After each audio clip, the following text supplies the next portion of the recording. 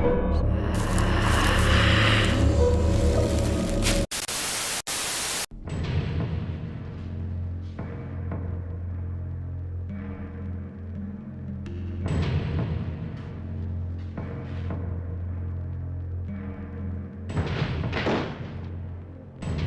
are here today to bear witness to the execution of Horace Pinker, whose unspeakable atrocities have horrified the people of this great state. He stands convicted of 52 counts of aggravated assault, 23 counts of armed robbery, and 37 counts of murder in the first degree. Prisoner, have any final words? Yeah. No more Mr. Nice Guy. I don't think he's dead. Contact. He's among you! Now, Wes Craven brings you his greatest creation. No more! Shocker.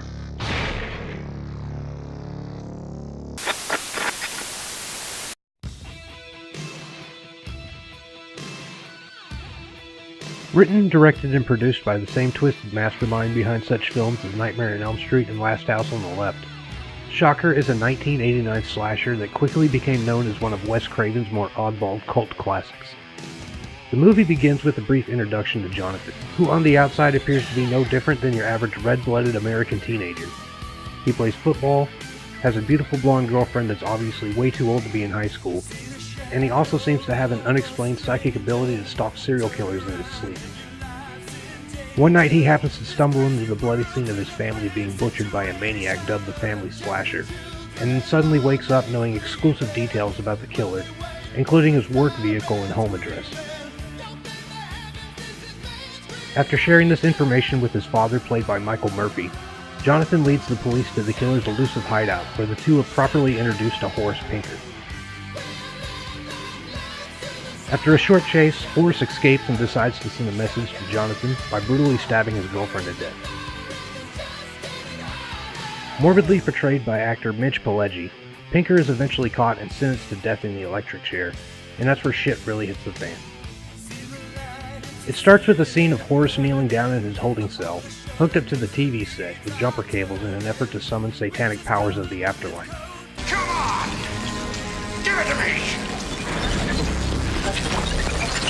You got it, baby. Cut to the execution chamber, where Jonathon and his dad anxiously await the last dance of Horace Pinker, nicely accompanied by the all-too-familiar sopranos of Alice Cooper's No More Mr. Nice Guy.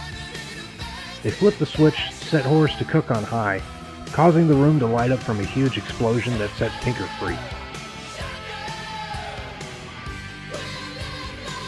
From there, he begins jumping from body to body through means of electrical current, or simply by touching someone. As the film develops, so does Pinker's ability to possess random objects similar to a ghost, except for the fact that he's not a ghost. I don't know. Maybe this is one of those times I'm supposed to remember it's a horror movie and logic doesn't apply, but there still seem to be a lot of loopholes going on. In the end, Craven decided to turn this into a love story of sorts by bringing back Jonathon's girlfriend, ironically armed with the one object that can destroy Pinker once and for all. Personally, I don't think Pinker was a problem with this movie. Mitch Pileggi was allowed to go nuts, and that's exactly what he did.